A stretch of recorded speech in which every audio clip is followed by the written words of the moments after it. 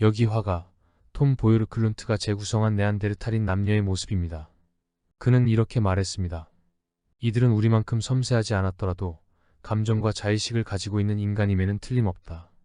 이들은 어쩌면 거칠었지만 우리 사피엔스 종이 그들에게 행사했던 거칠음보다는 심하지 않았을 것이다. 거칠었건 아니건 그들이 우리에게 다정하지 않았고 우리를 향한 사랑이 없었던 것은 아닐 것이다. 최근 10년 동안 네안데르탈인에 대한 우리의 선입견이 많이 바뀌었습니다. 우둔했으며 거칠었다는 표현은 거의 들어볼 수 없습니다. 우리만큼 똑똑했을 것이며 어떤 인지적인 측면에서 더 나았을 거라는 이야기도 있습니다. 자, 우리 한번 네안데르탈인을 재평가해봐요. 사물이나 사건을 배우고 이해하는 똑똑함은 지능의 영역이고 인지 과정의 한 부분입니다. 인지는 지식 습득의 밑바탕으로 감각한 것을 알고 표현하고 저장하고 또 사용하는 일련의 두뇌 활동입니다. 집중이 필요하며 동기와 욕망이 관여하는 능동적인 과정입니다. 인지 과정에는 여기 5가지 두뇌 활동이 포함됩니다. 이러한 활동이 보다 고차원적인 상징 표현, 과거 회상, 미래 계획, 그리고 자아 성찰을 가능하게 합니다. 화석 증거들은 네안데르탈인의 뇌용적은 사피엔스에 비해 조금 크지만 전두엽과 손해가 작습니다. 전두엽은 추리, 작업 계획, 우선순위 결정 및 집행 등에 관여하는 영역이고 손해는 기억, 언어, 사회성과 관련된 기관입니다. 따라서 네안데르탈인은 기억력, 언어 능력, 사고력, 사회성 측면에서 사피엔스에 미치지 못합니다. 그렇다면 네안데르탈인은 사피엔스에 비해 진짜 덜 똑똑했나? 어떤 면에서 더 나았다는 말인가? 먼저 언어 구사 능력입니다. 네안데르탈인은 사피엔스에 비해 전두엽과 손해가 작기 때문에 말을 잘 하지 못했을 것으로 짐작했습니다. 그리고 그들은 다양한 소리를 공명시킬 만한 구강 구조를 가지지 못했다는 주장이 있었습니다. 그러나 더 많은 네안데르탈 유골이 발견되면서 우리와 비슷한 구강 구조를 가지고 있으며 발음에 중요한 하이오이드 본, 즉 설골 역시 비슷한 모양을 가지고 있음이 밝혀집니다. 언어 유전자 FOXP2도 우리의 것과 동일합니다. 그러니 말하기 부분에서 차이가 있을 거라는 주장은 근거가 없어 보입니다. 최근 스페인 알칼라 대학 연구팀은 네안데르탈인은 현생 인류처럼 소리내고 들으며 의사소통했음을 알아냅니다. 연구팀은 사피엔스 두개골 화석, 4만에서 7만 년 전 네안데르탈 두개골 화석 5개, 그리고 40만 년 전의 네안데르탈 조상 두개골 화석 포함, 총 20여 종의 두개골 화석을 고해상도 CT 촬영을 한 후에 입체 영상에서 각 화석 주인공의 귀 구조를 도출해내었습니다. 여기 한 예로 5만 년 전 아무드 동굴에서 그리고 라키나 동굴에서 발견된 네안데르탈 유골의 귀 구조를 보여주고 있습니다. 연구진은 귀 구조로부터 청력을 예측할 수 있는 고유의 기술을 통하여 화석 소유자의 의사소통 능력을 추론하였습니다. 그 결과 여기 그림에서 볼 수 있듯이 5만 년 전의 네안데르탈인의 청력은 40만 년 전의 네안데르탈 조상 청력보다 4에서 5Hz에서 더 나아졌으며 현생 인류의 청력에 가까워졌습니다.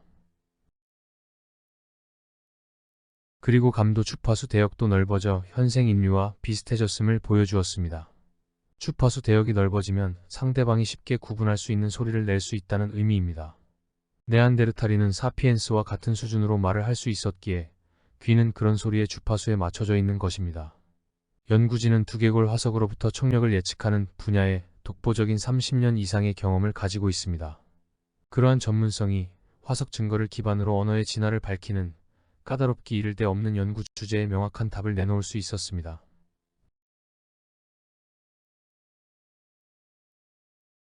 네안데르탈인의 지각 능력은 어땠을까요? 지각이라 함은 감각을 안다라는 것으로 뇌가 인정해야 비로소 감각한 것입니다. 사물을 보고도 보지 않았다고 여기는 사람이 있습니다. 소위 맹시라고 합니다. 뇌가 보지 않았다고 우기는 경우죠. 그리고 아파도 고통을 느끼지 못하는 경우도 마찬가지입니다. 그런데 나의 아픈 마음을 아는 것도 지각 능력에 포함시킬 수 있을까요? 더 나아가 다른 사람의 감정을 아는 것은? 너무 확장하면 혼란스럽기에 지각은 내가 감각한 것을 아는 것만으로 한정합니다. 네안데르탈인은 사피엔스보다 예리한 시각을 가졌을 것으로 봅니다. 그 이유는 뒤통수 후두엽 시각 피질이 크고 또 눈도 컸습니다. 물체에서 반사되어 나오는 빛이 눈은 수정체를 통과해 망막에 있는 신경세포를 자극합니다. 그 정보는 시신경을 통해 1차 시각 피질로 전송됩니다. 이후 시각 처리 과정을 크게 두 갈래로 나뉩니다.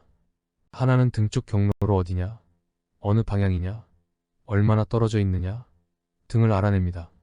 운동 명령을 내리는 곳으로 정보가 전달됩니다.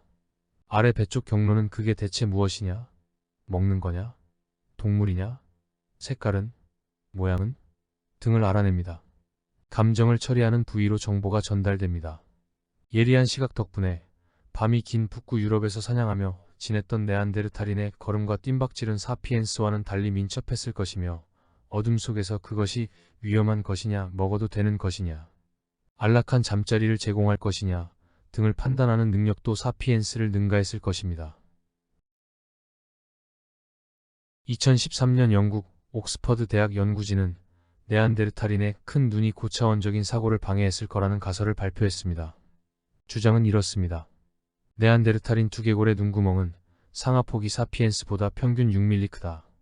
50만 년 전 네안데르탈인 조상이 아프리카를 떠난 이후 유럽의 길고 어두운 밤과 흐린 날씨에 적응했다. 그 과정에서 큰 눈과 큰 시각 정보 처리 영역을 갖게 되었고 또 시각 정보를 처리하는 데 많은 에너지를 써야 했다. 반면 아프리카에 남은 사피엔스 조상은 화창한 날씨 덕에 시각 처리에 에너지를 덜 썼고 고차원적인 사고와 관련된 전두엽이 발달했다. 그럴듯한 가설이지만 비판적인 의견도 있습니다. 예를 들면 빛을 감지하는 세포 중 네안데르탈인의 경우 색깔보다 명암을 감지하는 세포 비율이 높았을 것인데 사피엔스보다 더 많은 에너지를 썼을까? 북유럽이 아니라 프랑스나 스페인에서 발견된 네안데르탈인의 눈도 큰데 왜?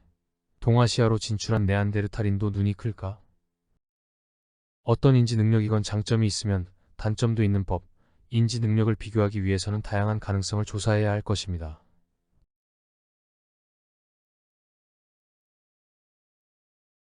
네안데르탈인의 집중력은 어땠을까? 그들의 두정 여부는 사피엔스에 비해 덜 발달되어 있습니다.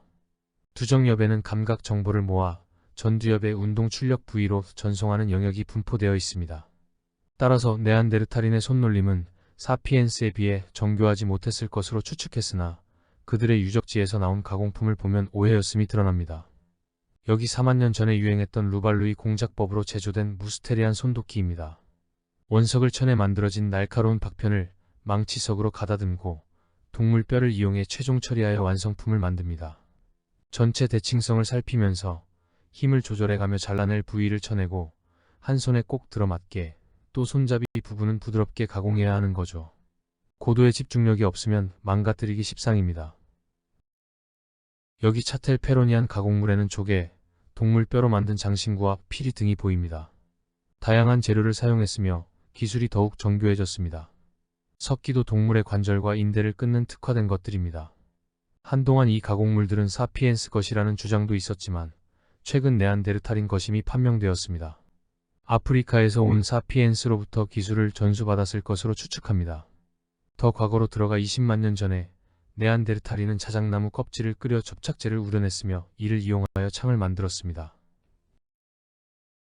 네안데르탈인의 집중력은 사냥 능력과 도구에서 엿볼 수 있습니다. 그들은 추적 사냥보다는 매복 사냥을 즐겼고 작은 동물도 사냥했으며 밤에는 새도 잡았습니다. 스페인 과학자들은 네안데르탈인 서식지에 꽤 많은 붉은 부리 까마귀 뼈들이 쌓여 있음을 보고 그냥 지나치지 않았습니다. 네안데르탈인들이 까마귀를 아주 자주 많이 먹었다는 거죠. 그들은 요즘과 같은 사냥 도구 없이 맨손으로 잡았을 거라고 생각했습니다. 과연 어떻게? 네안데르탈인의 입장에서 까마귀의 행동을 관찰해보니 낮에는 분주히 날아다니며 벌레를 잡아먹고 밤에는 지쳐 굴에서 서로 몸을 부대끼면 잠을 자고 있다는 사실을 알아냅니다. 후레쉬로 잠자던 까마귀들을 혼란에 빠뜨리면 굴 바깥으로 날아갈 엄두도 내지 않고 푸드덕대며 어두운 구석을 찾아 숨으려고 합니다. 이제 그냥 맨손으로 까마귀를 움켜쥐기만 하면 맛있고 영양이 풍부한 저녁이 마련되는 거죠. 여러 명이 같이 후레쉬를 비추는 것이 까마귀를 한 곳으로 모는 데에 효과적이었으며 맨손으로 잡는 편이 그물을 사용하는 것보다 훨 나았습니다. 연구자들은 실험하는 과정에서 5,000마리나 잡았다고 합니다. 물론 다 산채로 풀어줬지요. 연구자들은 그들의 논문에서 까마귀 사냥을 위해서는 행동 관찰, 서식 동굴 추적, 전략과 협동이 필요했고 네안데르탈인은 우리만큼 똑똑했고 집요했을 거라고 말합니다. 인지작용의 정수는 감각을 자신의 것으로 체화한 후에 마음속 표상을 만드는 겁니다.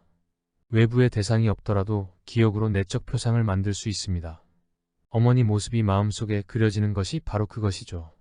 내적 표상에는 어떤 사실이나 사건에 대한 개념도 포함되며 표상을 구체화하기 위해 혼자말을 되뇌입니다. 그러니 언어가 인지작용에 큰 비중을 차지하는 것 당연합니다.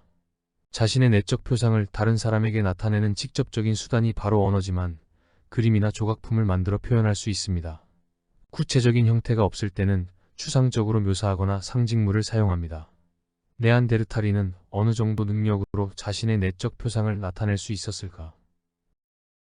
네안데르탈인이 자신의 내적 표상을 상징적인 그림으로 표현했다는 증거를 찾아보겠습니다. 스페인의 엘 카스티오 동굴 유적지를 가봅니다.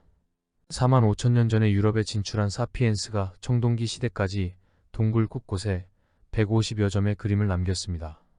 이 황소 그림은 3만 년 전의 숍의 동굴 벽화보다 만년이 앞섭니다. 그런데 대부분의 사피엔스 작품 중에서 여기 핸드 스텐실이나 붉은 기아 문양 일부는 네안데르탈인의 작품일 수도 있다는 의견이 제기되고 있습니다. 붉은색 오커 분필은 네안데르탈인이 20만 년 전부터 즐겨 썼으며 액상 염료로도 사용했습니다. 다음은 스페인 말트라비에소 동굴 벽의 핸드 스텐실입니다. 이 벽화에서 뚜렷이 보이는 손 문양은 사피엔스 작품입니다. 그런데 2018년 영국 사우샘프턴 고고학자들은 카보네이트 침정물로 덮여 잘 보이지 않던 핸드 스텐실 문양을 찾아냈습니다. 그리고 작품의 연대가 무려 6만 7천 년 전 것임을 알아냈습니다. 여기 그림에서 이 부분 침정물을 긁어내 우라늄 토리움 연대 측정법으로 연대를 측정한 것이죠. 그리고 디스트레치 소프트웨어로 주변 색조를 대비시키니 손 문양이 확실히 나타납니다. 6만 7천 년 전이면 사피엔스가 서유럽에 진출하기 한참 전이기 때문에 네안데르탈인 작품이 분명합니다. 라파시에가 동굴 벽화는 지난 19번째 동영상에서 이미 소개한 바 있습니다. 사우샘프턴 과학자들은 먼저 말트라비에소 것과 같은 방법으로 라파시에가 동굴 벽화의 카보네이트 침착물 연대를 측정했습니다. 비슷하게 6만 5천 년 전으로 나왔습니다. 라파시에가 동굴은 말트라비에소 동굴에서 6시간 드라이브해야 도착할 수 있습니다. 다른 시대 다른 장소에 살았던 네안데르탈인이 작품을 남긴 것이죠. 네안데르탈인은 천성적으로 그림을 그려 자신을 표현하기를 좋아했던 것 아닌가 합니다. 이 추상적인 그림이 무엇을 의미하는지 모릅니다. 안에 있는 동물 스케치는 나중에 사피엔스가 그린 것으로 추정됩니다. 네안데르탈인이 사피엔스보다 먼저 피리를 만들어 불었다는 주장이 있습니다. 1995년 옛 유고슬라비아 공화국의 고고학자들은 동굴곰 뼈로 만들어진 피리를 발굴하였고 연대는 4만 5천 년 전 것으로 네안데르탈인에 의해서 만들어졌다고 주장했습니다. 네안데르탈인이 음악을 연주했었다는 뜻밖의 주장은 많은 과학자들을 당혹스럽게 만들었으며 학자들은 제작자가 네안데르탈인이 아니고 제일 처음 유럽에 도착한 사피엔스 종족 오리냐크인이 제조했을 거라고 했습니다. 심지어 다른 학자들은 하이에나가 어린 곰을 잡아먹을 때 떱다리뼈에 구멍을 낸 것이라 주장했습니다. 2007년 슬로베니아 발견자는 연대 측정을 다시 하여 5만 년에서 6만 년 전 것임을 증명하여 사피엔스 작품이 아니라고 반박합니다. 그렇지만 과학자들은 여전히 육식의 흔적이라 주장합니다. 마침내 2015년 한 연구팀은 인공물이 아니라는 증거를 발표합니다. 당연히 슬로베니아 과학자는 여러 실험 증거를 제시하며 재반박합니다. 슬로베니아 과학자들은 포기할 수 없는 국가적 자존심이 걸린 싸움입니다. 현재 작품은 슬로베니아 국립박물관에 전시되어 있습니다. 한편 2007년 독일에서 4만 2천 년 전에 사피엔스가 제조한 피리가 발굴되었고 최초 음악 관련 연구 논문이 2012년 발표됩니다. 현재까지 공인 최초의 피리입니다. 과학자들이 네안데르탈인 피리를 인정하기를 주저하는 큰 이유는 발굴 당시 기록이 불충분했기 때문입니다. 사실 고고학계의 과학적 결벽성은 유별납니다. 또 그래야만 하는 것이죠. 네안데르탈인이건 사피엔스건 초기 인류가 노래와 음악으로 예술적 창조성을 드러낸 시기가 생각보다 더 오래 전이라는 사실이 놀랍습니다. 자, 이제 끝으로 물어봅니다. 네안데르탈인의 인지 능력은 자신의 내면을 반추하는 메타인지 영역으로 확장되었을까? 자신의 내면 관찰은 고차원적인 인지 과정이지만 네안데르탈인이 그렇지 못할 이유 없습니다. 우리 수준까지 도달할 수 있는지 혹은 더 높은 수준에 있는지를 물어보는 것입니다. 자아인지는 개인 차이가 심하지만 평균적으로 말입니다. 네안데르탈인은 거칠고 난폭했을 거라는 선입관과 다르게 섬세했으며 사려가 깊었을 수도 있습니다. 대량 발굴터 유골들을 분석해보면 동족 살해 증거는 드물고 도리어 부상자나 노약자를 돌보았던 증거가 많습니다. 살인은 사피엔스 그룹에서 더 많이 일어났습니다. 시청해주셔서 감사합니다.